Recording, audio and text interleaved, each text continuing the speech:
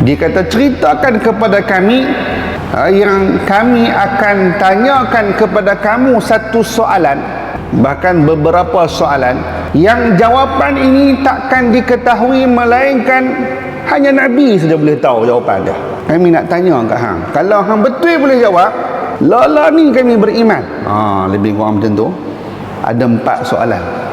Soalan yang pertama, ni macam nujuk 4 belalang lah pula kan. Ditanya kepada mereka, dan sebelum Nabi nak jawab, Nabi pula mencabar mereka. Dia kata, saya boleh sahut cabaran kamu, tapi kamu kalau saya boleh jawab, kamu kena masuk Islam, kena ikut aku masuk Islam. Maka kalau macam tu bolehlah, kalau macam tu kami terima. Dan pada waktu itu Nabi pun kata, tanyalah apa yang kalian nak tanya, apa yang kamu nak tanya, tanya.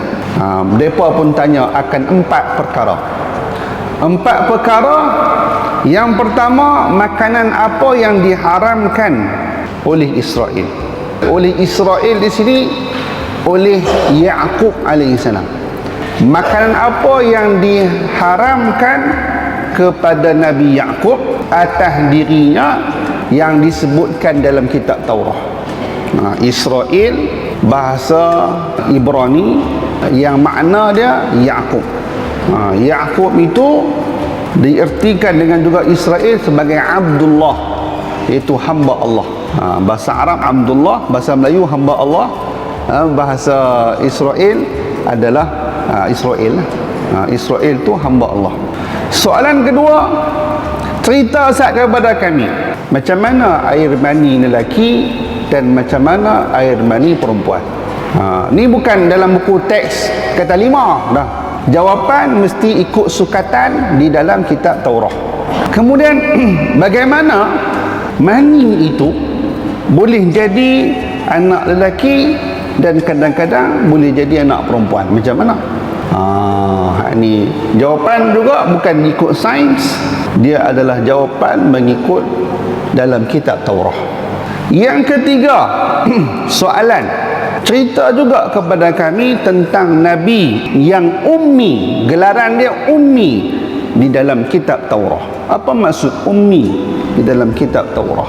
Dan yang keempat, siapakah Nabi yang akan menjadi penolong kepada Nabi yang ummi ini dalam kitab Taurat? Jadi ada 4 soalan. Yang pertama, soalan yang pertama, makanan apakah yang telah diharamkan oleh Allah kepada Nabi Allah Yaqub alaihi salam? Maka Nabi SAW sebelum menjawab persoalan-persoalan ini, maka Nabi pun bersabda, hendaklah kamu berpegang kepada janji. Tadi kamu dah kata kamu akan tanya soalan, yang mana soalan ni takkan boleh dijawab oleh Nabi. Kalau betul aku jawab, hampa akan ikut aku. Yang pertama sekali, hampa kena pegang teguh lah janji, jangan duk kecoh. Kita sign agreement dulu. Sign agreement dulu. Kalau setuju pada benda yang kita telah sepakati, baru boleh aku jawab. Kita pun kena buat begitu lah. Itulah yang Nabi ajak, macam mana nak berinteraksi dengan orang yang bukan Islam. Orang bukan Islam ni kadang-kadang kecoh. Nah, kalau benda minum arak, judi, apa semua, zina, mereka boleh buat, takkan bohong mereka tak boleh buat. Kemudian apa jawapan mereka? Kami ikrar, kami berjanji, kami akan ikut. Kemudian lepas daripada itu, Nabi SAW pun berkata, aku bersumpah demi Allah yang menurunkan Taurat kepada Musa. Dalam kitab Taurat itu, Israel, yakni Yaqub ini pernah diuji oleh Allah Subhanahu wa taala akan satu penyakit yang kronik, sakit yang sangat parah, dan penyakitnya itu bertahun-tahun lamanya. Pada waktu dia sakit tu, Nabi sendiri cerita ni, dia bernazar, kalaulah Allah Ta'ala sembuhkan saya. Nampak ni, dia poin yang terakhir, kalau kita ni ada hajat yang besar, kita dibolehkan untuk bernazar. Bernazar ni satu benda yang kita asalnya harus ataupun ia sunat, kita wajibkan dia ataupun kita haramkan dia. Dia tak boleh nazar hak benda hak wajib dah. Saya ni kalau sembuh lah, ataupun saya ni kalau nak lulus SPM dah, saya nak semayang 5 waktu. Memang kena semayang dah 5 waktu. Apa cerita duk pergi nazar pula? Tu tak boleh. Benda yang nazar ni benda yang dia kena memberatkan diri dia. Saya nak sembelih seekor lembu.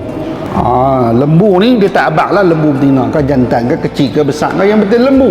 Lembu dia kena sembelih kalau hajatnya ditunaikan oleh Allah Subhanahu Wa Taala. Maka dia pun bernazar.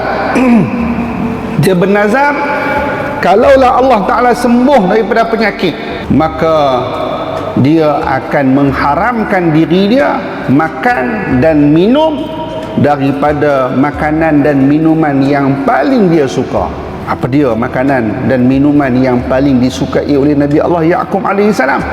Dia paling suka makan daging unta, dan dia paling suka minum susu unta. Tu nazar dia. Jadi itulah jawapan yang pertama. Jawapan yang pertama, apakah yang kisahnya Nabi Allah Yaqub alaihi salam, ataupun apakah makanan dan minuman yang diharamkan kepada Israel ataupun kepada Yaqub di dalam kitab Taurah. Tanya makannya, Nabi jawab sekali dengan minum-minum sekali. Tu kata memang itu menyatakan kebenaran Rasulullah SAW. Betul tak jawapan tu? Maka jawab mereka kumpulan Yahudi, betul. Memang makanan unta, daging unta, minuman kami tak tanya pun, han jawab betul. Maka Nabi pun kata, ya Allah, saksikanlah jawapan ini. Ni bukti yang pertama, soalan pertama, mereka dah memang terikat dengan janji, kalau betul semua, hampa kena masuk Islam. Lepas pada tu pula soalan kedua, ciri-ciri mani lelaki dan ciri-ciri mani perempuan, dan macam mana mani itu boleh menjadi lelaki dan macam mana mani itu boleh jadi perempuan. Soalan ni benda gaib. Zaman tu mana ada mikroskop ke, macam mana nak kaji ovum, macam mana nak kaji sperma dan seumpamanya zaman tu. Maka Nabi SAW menjawab, warna mani bagi lelaki itu adalah pekat dan putih dan berwarna putih. Nabi jawab ringkas. Ciri-cirinya, detailnya itu kita bincang lain. Sedangkan air mani bagi perempuan itu adalah cecair dan warnanya kekuningan.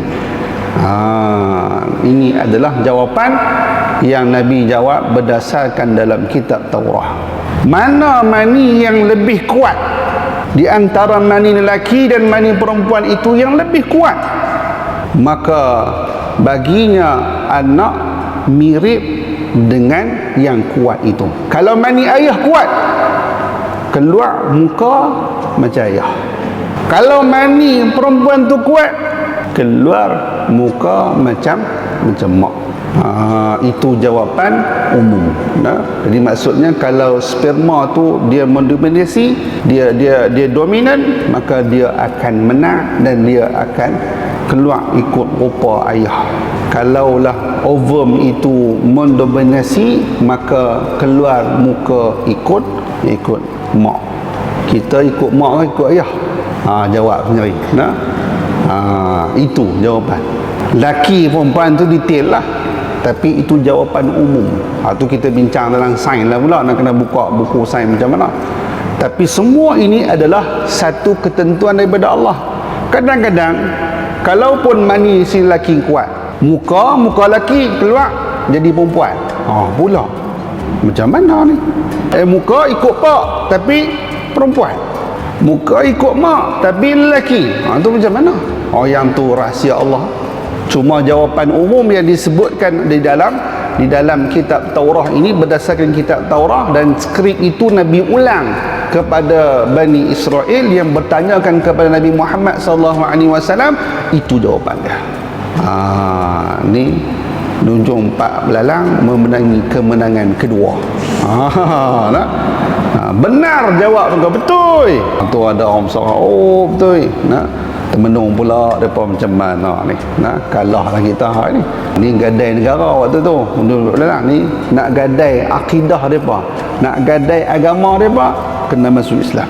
Yang ketiga, soalan yang ketiga, apa dia maksud ummi? Apa dia maksud Nabi Allah yang bergelar ummi? Dan kemudian Nabi SAW menjawab, yang kata ummi itu tidur dengan memejamkan mata tetapi hatinya tidak tidur. Yang kata ummi itu hati ini senantiasa jaga dengan Allah walaupun matanya berpejam ataupun matanya terpejam. Kita faham ummi adalah seorang yang tidak tahu membaca dan tidak tahu menulis. Itu sebahagian dari maksud ummi.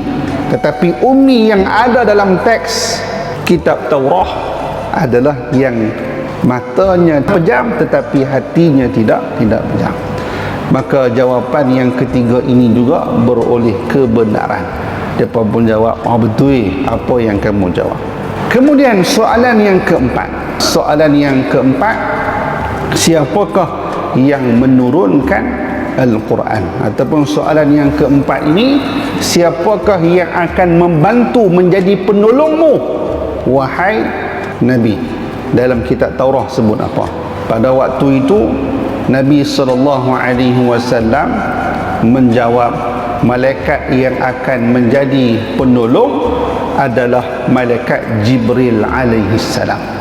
Dan Nabi sebut, tidak, Allah Ta'ala tidak akan mengutuskan seorang Nabi, siapa-siapa Nabi pun, siapa-siapa Rasul pun, yang akan jadi penolong, yang akan menurunkan ayat Allah adalah Jibril alaihissalam. Maksudnya Nabi hampa pun dalam kitab Taurah tu, yang turunkan kitab Taurah tu adalah malaikat Jibril. Itu jawapan Nabi Muhammad SAW. Bila jawab macam tu, apa jawapan Yahudi? Walaupun benar Nabi jawab tu, dia kata, hak inilah perbezaan dan pemisah di antara kami dengan kamu wahai Muhammad. Kami tak beriman dengan Jibril, kami tak terima Jibril, kami tak suka Jibril, kami suka Mikail. Pula dah. Walhal mereka tak sedar, malaikat Jibril juga yang menurunkan Taurah. Masalahnya sekarang ni, apa yang menyebabkan kamu tidak mahu ikut Nabi Muhammad? Maksudnya bukan mereka tak mau ikut Quran, bukan mereka tak mau ikut Nabi Muhammad. Mereka sendiri sebenarnya tidak ikut 100% apa yang isi kandungan dalam kitab Taurah. Sebenarnya apa masalah mereka ni? Dia bukan masalah fakta. Fakta Nabi bagi betul. 4 soalan, 4 jawapan betul semua. Masalah mereka adalah masalah dalam hati mereka ni. Yang entah apa yang mereka mau, bila tak belaga saja dengan kehendak mereka dan kemahuan mereka, mereka terus menidakkan apa yang benar walaupun ia datang daripada kebenaran dan fakta yang jelas. Kita jangan jadi macam orang Yahudi. Kita ni kalaupun bangsa apa, kita ni kalaupun agamanya apa, kalau benda tu betul, kita kena habaq benda tu betul, walaupun dia datang daripada orang yang bukan sebangsa kita, walaupun dia datang bukan daripada orang yang seagama dengan kita. Tetapi tidak ada yang paling betul dari sudut agama melainkan agama Islam. Cuma kita boleh kata ada benda betul daripada agama lain kalau dia bercakap benar, cakap betul ya. Kalau contoh apek mana kau cakap betul, tak bohong. Hak haji pula, boh lebay baru balik haji, cakap bohong. Kita nak kata siapa betul? Kita kena kata apek betul. Jangan kita nak menjatuhkan prinsip kita katakan yang haji betul. Sebab apa betul? Sebab dia pakai kopiah, sebab dia haji. Dan tak boleh. Benda kalau bohong, bohong. Benda kalau berlaku kesilapan, silap. Tapi tang agama kita macam tu juga prinsip kita. Kalau benda tu datang daripada agama kita, kita kena kata ia adalah benar.